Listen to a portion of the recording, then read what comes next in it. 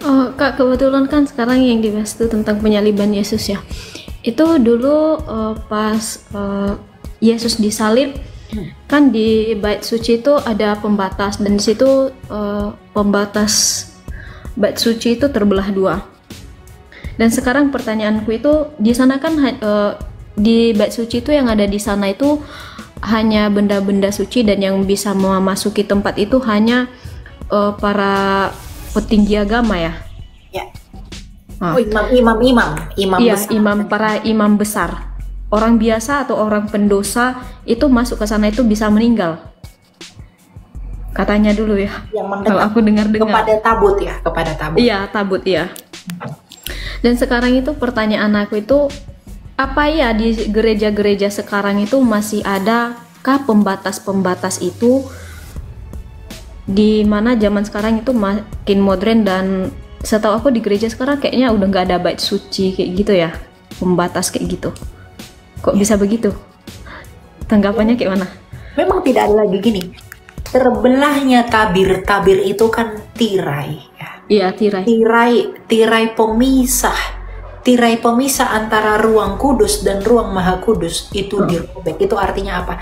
Tidak ada lagi penghalang kepada yang maha kudus itu di dalam Kristus. Oh, Gitu. Jadi ketika Yesus berkata tetelestai, sudah selesai. Artinya udah manusia dengan Allah diperdamaikan di dalam dia. Makanya tabir bait suci itu terbelah. Artinya yang tadinya manusia itu terhalangi oleh tabir itu dengan Allah yang Maha Kudus, sekarang itu sudah dirobek oleh Kristus, sudah mengatakan apa? Kamu boleh bersatu di dalam dia. Di dalam siapa? Di dalam Kristus. Nah, bagaimana dengan gereja saat ini? Gereja itu kan jemaat. Bagaimana kita berkumpul dan bersekutu bersama kepada Allah di dalam Kristus. Kristus itulah yang menjadi pengantara kita. Kita buka dalam Ibrani ya. Jadi kalau di gereja itu memang ada secara tradisi itu digunakan tidak boleh melewati batas ini karena ini batas suci dan lain-lain. iya betul. Bukan begitu pengertiannya. Ya, kita lihat di dalam Galatia 4. Galatia 4 lagi. Ibrani. Kok Galatia? Bentar ya. Oke. Nah, dikatakan begini. Jadi, Ibrani 4 ayat 14. Jadi karena kita sekarang mempunyai imam besar agung yang telah melintasi semua langit yaitu Yesus anak Allah, baiklah kita berpegang teguh pada pengakuan iman kita. Sebab imam besar yang kita punya bukanlah imam besar yang tidak dapat turut merasakan kelemahan-kelemahan kita. Sebaliknya sama seperti kita, ia telah dicobai dalam segala hal. Hanya saja ia tidak berbuat dosa. Sebab itu marilah kita dengan penuh keberanian menghampiri tahta anugerah, supaya kita menerima rahmat dan menemukan anugerah untuk mendapatkan pertolongan pada waktunya. Jadi siapa sebenarnya yang harus kita hampiri? Yaitu Kristus. Karena di dalam dialah pemisah itu dirobek oleh dia. Jadi kalau di gereja-gereja kamu tidak boleh melewati batas ini, ya enggak apa-apa. Itu kan hanya seperti tradisi. Bukan berarti ketika lewat itu kita mati. Bukan begitu. Jadi gimana orang yang bangun tempat itu? Gitu. Itu hanya, itu tidak bermakna rohani, itu hanya mungkin cara pandang saja gitu. Iya, tradisi lah, lebih ke tradisi dulu. Ya. Oke Kak, aku mau bertanya satu lagi nih. Itu tentang ini apa ya namanya nih? Aduh Tuhan. Apa sih? Bentar dulu, aku mau mikir. Santai-santai, jangan sesak napas. Kalem.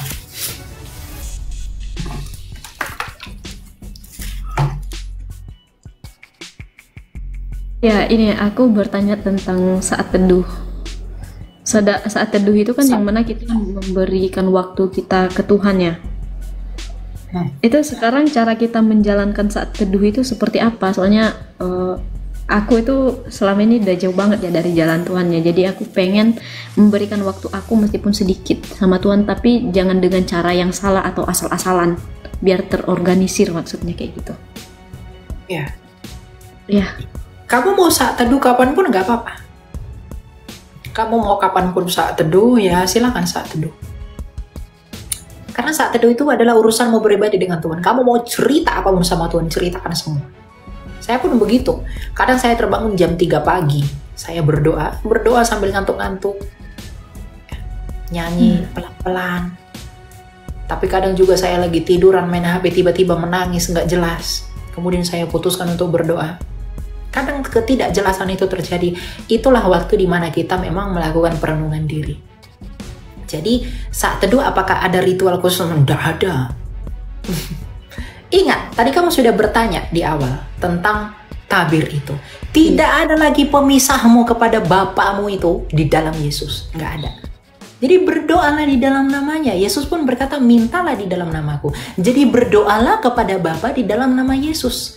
Jangan berdoa kepada Yesus di dalam nama Yesus, tapi minta di dalam Kristus. Karena apa? Ibrani 4 mengatakan dia adalah imam besar kita, imam besar agung kita, imam untuk selama-lamanya dari jalur Melkisedek. Jadi berdoalah kepada Bapa di dalam nama Yesus. Kamu sampaikan apapun segala beban dan pergumulan hidupmu kepada Bapamu itu.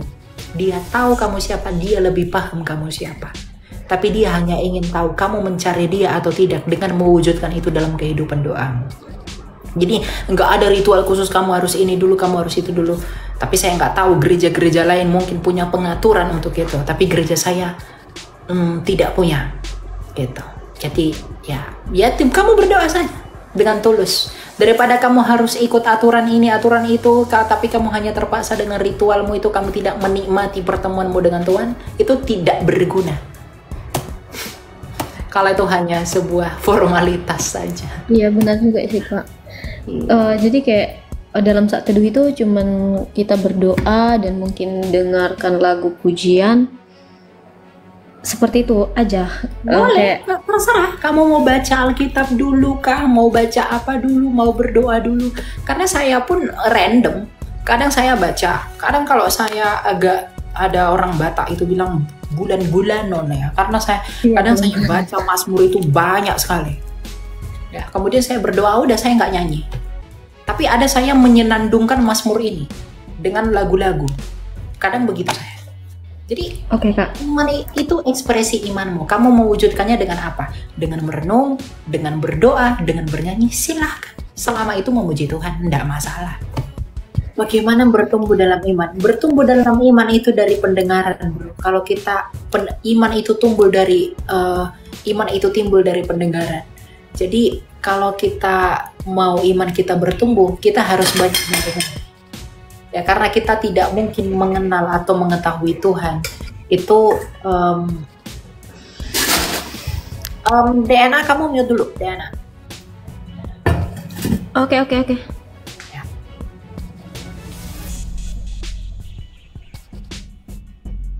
Oh ya, good. Kau. Ya, jadi misalnya dikatakan di dalam 2 Petrus 1 ayat 5 ya, dikatakan begini.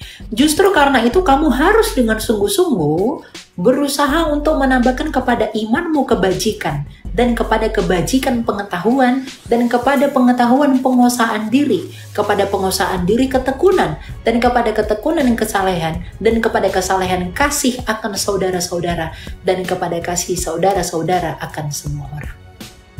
Jadi iman itu bukan sesuatu yang mati, dia itu sesuatu yang hidup. Jadi kalau kamu itu mau bagaimana bertumbuh dalam iman, kamu harus banyak mendengar. Ya, di mana pendengaran itu akan menimbulkan imanmu, dan iman itu akan berbuah kepada apa? Kebajikan kemudian kepada pengetahuan kemudian kepada penguasaan diri kepada ketekunan, kesalehan, dan lain-lain. Jadi banyaklah mendengar. Ketika kamu sudah setidaknya tahu banyaknya, ketika kamu mendengar, itu kamu responi dengan baik. Kalau kamu sudah mendengarkan yang benar, ya kamu berusaha melakukan itu. Itu akan jauh lebih baik daripada sama sekali kamu tidak pernah mendengar. Ya, bagaimana mungkin kamu tahu Yesus itu Tuhan kalau kamu tidak pernah mendengarkan kesaksian mengenai Dia, kecuali kamu mendengar tentang Dia. Banyaklah mendengarkan tentang firman Tuhan. Kemudian imanmu akan bertumbuh di sana. Dan yang paling penting dalam pengalaman hidup saya itu kerendahan hati. Kalau kita merendahkan hati untuk mendengar firman Tuhan, kita mau dipukul, dihajar, ditampol oleh firman Tuhan, itu akan lebih mantap rasanya untuk melakukan perubahan, revolusi di dalam diri daripada sekedar oke, I know you, daripada I know you well. Mengetahui Tuhan itu berbeda dengan mengenal Tuhan. Kalau hanya sekedar tahu, aku tahu kamu, tapi aku belum tentu kenal kamu. Kalau aku kenal kamu, aku pasti tahu siapa kamu. Jadi banyak mendengar. Oke, Petrus? Terima kasih. Ya, silakan Bapak Jans FB. Ibu. Oh, ibu. Aduh, maaf. Shalom, saya mau bertanya. Kan ada di firman, ada dosa yang bisa diampunin, ada dosa yang tidak bisa diampunin, yaitu seperti melawan Roh Kudus. Itu dosa yang macam apa itu, El? Bukan dosa melawan, dosa menghujat. Iya. Oh iya, menghujat. Oke. Apa? Oke. Ya, kamu mute dulu, Bu Jan ya. Kita buka dulu di ayat mana itu ya? Lupa. Bentar ya. Oke. Oh, ternyata di dalam Matius 12 ayat 31 ya. Nah, dikatakan begini. Sebab itu aku berkata kepadamu, segala dosa dan hujat manusia akan diampuni, tetapi hujat terhadap Roh Kudus tidak akan diampuni. Ayat 32. Apabila seseorang mengucapkan sesuatu menentang anak manusia, ia akan diampuni. Tetapi jika ia menentang Roh Kudus, ia tidak akan diampuni, di dunia ini tidak, dan di dunia yang akan pun tidak. Apa arti menghujat terhadap Roh Kudus? Semua dosa itu akan diampuni oleh Tuhan, tapi kecuali dosa yang satu ini, yaitu dosa menghujat Roh Kudus. Dosa apa ini Elia sampai Tuhan tidak mau mengampuninya? Yang pertama, ketika di dalam Matius dan Markus 3:28 ini berbicara tentang dosa menghujat Roh Kudus, pada konteksnya itu Yesus sedang mengusir setan. Ya. Orang Farisi yang menyaksikan dia mengusir setan oleh Roh Kudus di dalam hati mereka, itu bersaksi mengenai Kristus yang ada di sana, bahwa dia adalah anak Allah, dia adalah Kristus. Jadi Roh Kudus memberikan pengertian kepada orang Farisi di dalam hatinya bahwa Yesus itu adalah Mesias. Tetapi mulutnya berkata lain. Dia berkata apa? Dengan Belzebul penghulu setan ia mengusir setan. Artinya apa yang diperkatakan dan disaksikan Roh Kudus di dalam hati orang Farisi itu dikatakan berbeda oleh mulut mereka. Maka dengan itulah Yesus mengeluarkan pernyataan ini. Lalu apa tanda orang menghujat Roh Kudus? Tanda orang menghujat Roh Kudus yang pertama itu adalah murtad sampai mati. Jadi kalau dia menentang kekristenan, menentang Allah, kemudian memilih Allah-Allah lain sampai mati tidak kembali lagi, dia tidak akan diampuni. Yang kedua adalah orang yang tidak pernah meminta pengampunan dosa, sebagai tanda bahwa orang itu tidak memiliki Roh Kudus di dalam dirinya. Kita sebagai orang percaya itu diberi karunia Roh Kudus, di mana Roh Kudus itu akan menginsyafkan dunia akan dosa-dosa. Jadi ketika kita dibaptiskan oleh air, otomatis kita dibaptiskan oleh Roh Kudus, maka Roh Kudus itu memeteraikan kita di dalam kematian Kristus. Dan ketika kita dimeteraikan di dalam Dia, kita menerima karunia dan berbuah. Tapi di dalam itulah kita mengakui dosa-dosa kita kepada Allah. Tapi kalau ada orang selalu berbuat dosa, tetapi tidak merasa bersalah atas dosa-dosanya, itu membuktikan bahwa tidak ada Roh Kudus yang ada di dalam dirinya. Artinya dia tidak pernah diselamatkan. Dia menolak terus-terus. Jadi menghujat Roh Kudus itu seperti menolak Roh Kudus setiap hari. Itu menghujat Roh Kudus sampai dia mati. Jadi kalau kamu pun berkata, Roh Kudus dasar kamu ini, Roh Kudus dasar kamu bla bla bla bla bla gitu. Tapi kamu masih merasa bersalah dalam hatimu.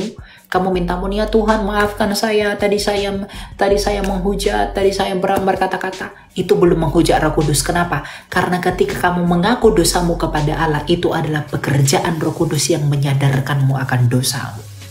Tapi kalau kamu melakukan seperti itu terus dan tidak minta ampun sama Tuhan, artinya kamu tidak sadar akan dosamu, itu menjadi bukti bahwa Roh Kudus sudah keluar dari dirimu. Roh Kudus tidak lagi berkarya atas hidupmu. Itu namanya dosa yang tidak terampuni itu.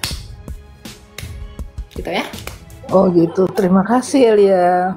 Ya. Tuhan berkati selalu. Tuhan berkati juga. Ya.